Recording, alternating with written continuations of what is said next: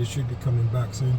I've just adjusted the mirrors, but if you wanted to do it, you could do it from the dash, which is different. You've got to pull it all the way down, set the mirrors from there, and you toggle on the sides to do that. You can also adjust your driving from here. So launch mode means it's in sport mode and it's going to be pretty quick. I'm going to drive it in launch mode today. I drove it in standard yesterday. It's pretty fast. It also self-parks, and I'll do that when I'm coming back. You can change the screen gesture. The 3 fingers, is it? Yeah, that's it, to swap it around. And once you're ready to go, once you've accepted that, you just change gears, which is on this side. Thankfully, XPeng is also Euro-based, so I'm not going to be getting the problems with the headlamps and the screen wipers. Okay, so that's the other thing. When you're in sports mode, the brakes are very, very sharp, so you have to be very careful with that. It does fly, so you've got to be careful when you start to accelerate. The interior is very cool. Got 2 wireless chargers with cool air-conditioned cooling in there, 2 cup holders, buttons on the side to open the doors. The interior feels very, very luxurious. You've got a massive bin in there for you as well.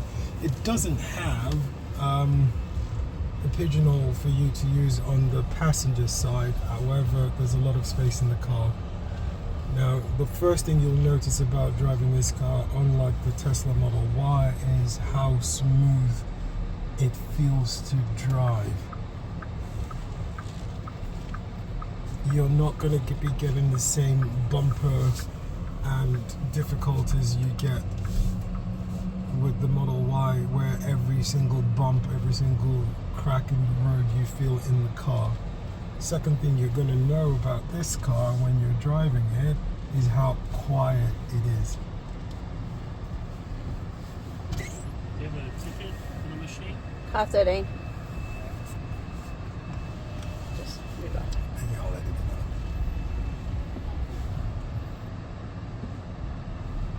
Oh, that is so good. The suspensions are amazing. That's another thing you don't have in the Model Y, which I drove a few weeks back. Now, for a lot of Aussies, they're not going to be too happy with the fact that the indicator is on the left. But for most of us that have come from Europe and the UK, we're going to love that. I've just accelerated for you to see how quick this is. It's amazing. Brakes are also very, very sensitive. I haven't put on the regen for this drive. I'm not a fan of it per se. Oof. I'm sure you felt that like I did. In sports mode, this car is a beast. The good thing about the car as well is the seat belts are pre-tensioned, so whenever you accelerate, the pre-tensioning of the seat belts pull you back into the car, makes you feel a little bit safe and well cocooned.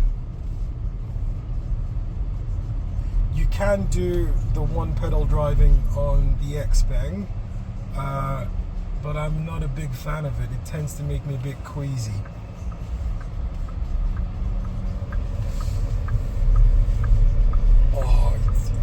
So smooth, feels like butter in your hands.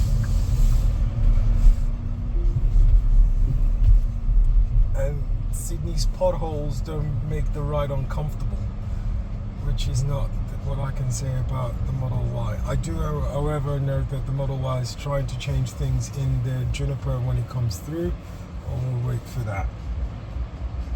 The other thing you also want to think about if you do get the XPeng is the fact that you get a lot of things as standard in the car. So your enhanced autopilot, your full self-driving, which is not legal in Australia, will also be coming as part of the package. The long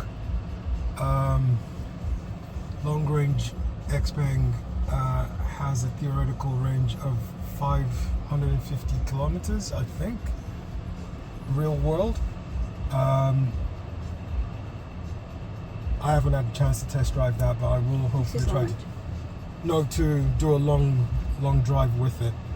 But it's amazing. It's also fast charging. It's an electric volt architecture, 800 volts architecture, which means you can technically get up to 300 volts charging, which means you could do 10 to 80 in about 15 to 20 minutes, which is amazing.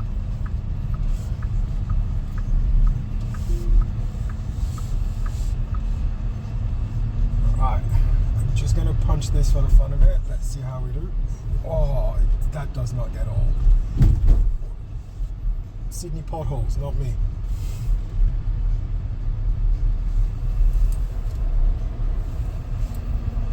Oh yes, I forgot to mention that. When you indicate that you're turning, it activates the camera on the car, so you actually can look down and you can see exactly what's all around you, which is an amazing thing to have. The car also hums, but not for you. It's more for pedestrians, so that they're aware. You can change the sounds of that. You can have a real-time VR assist if you want. You can control your lights and everything, mid to low.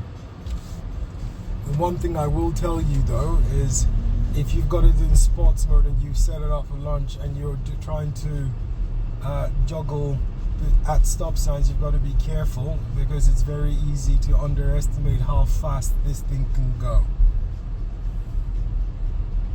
And it does really move. The steering wheel is also heated and cooled. This is warm at the moment, which is amazing. It's nice and easy to handle. I like the two-toned color of the steering wheel.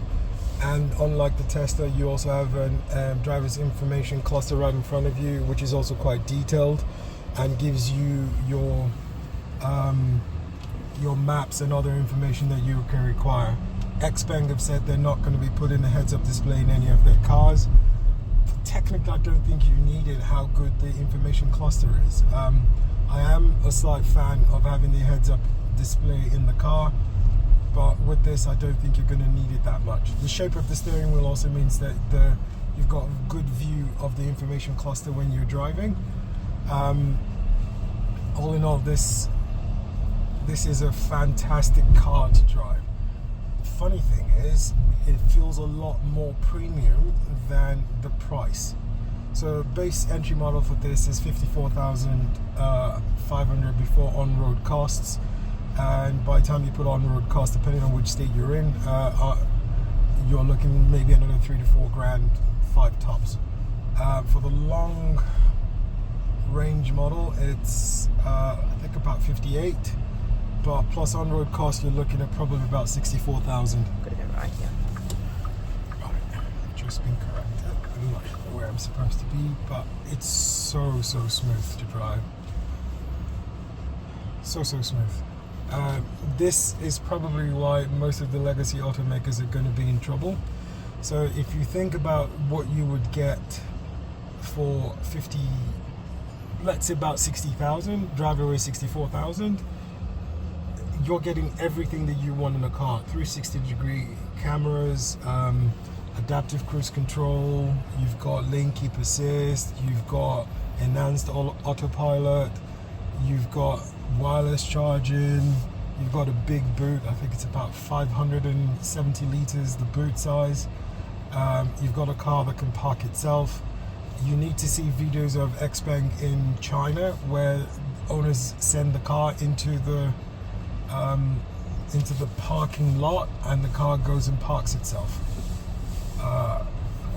Unfortunately, Australia hasn't approved any of that at the moment. The car is equipped to do smart summons as well, but I'm not sure you can use it in Australia just yet. We'll have to wait to find out. The other model, that's massive, that they've got that's coming out in Australia sometime in 2025 is the G9. The G9's been in Europe all this while. It's pretty awesome to drive. I cannot wait to get a test drive in that. I spoke to the CEO of True EV yesterday, and he mentioned that Perth should be getting their G9 this week, so test drives will be available this week in Perth. Oh, this is amazing to drive. This is my second test drive in 2 days. That tells you all you need to know. The other thing in there is I ordered the car without even test driving it. That's how much I was fanboying over it. And I've not been disappointed at all. Now I'm going to do a cheeky thing. I'm going to wait at the red light. We'll wait for all the cars to go, and I'm going to have a quick lunch before I go and park it up. Thereafter, I'll show you what it does in the auto parking.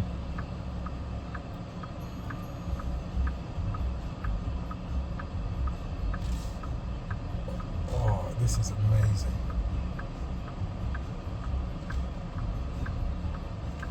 It's easy to fall in love with this car. I'm just gonna let that car go. I think the car in front of me had the same idea. Jesus. Alright, okay. Right, so we went 0 to about 75, and that took less than 2 seconds, so yeah. It's unbelievably fast. Very nimble as well. Turning angle is also pretty good.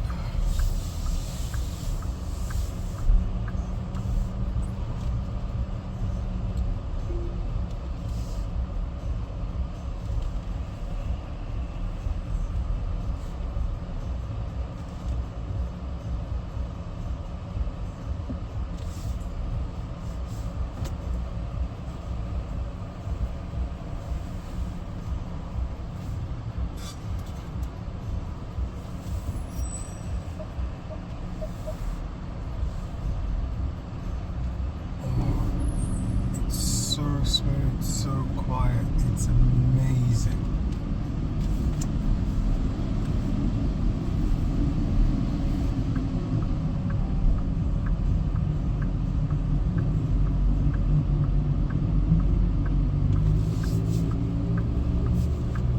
Now we're gonna go try and park this, and I wanted to show you.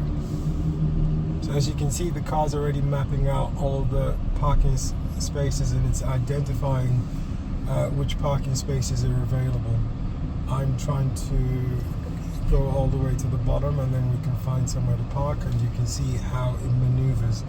I saw it do it yesterday. It was unbelievable to watch.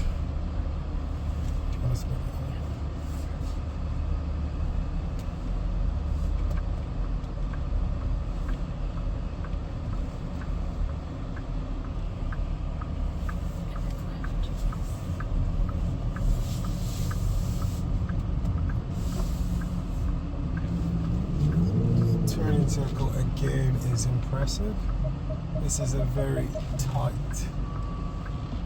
entrance, and it does it with ease. Alright, so we're going to pick something. Alright. It's a Tesla Model Y coming through. And that's supposed to be the direct competitor to this car. And between you and me, it's not really competition. Okay, so now I'm gonna just move forward slightly and then pick a parking bay, picking this one.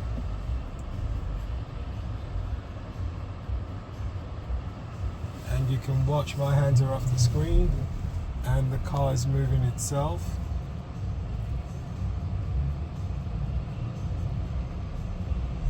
Watch you make adjustments in there now to fit into the space which I've selected, which is a bit of a tight one for it, but it does the job so nimbly.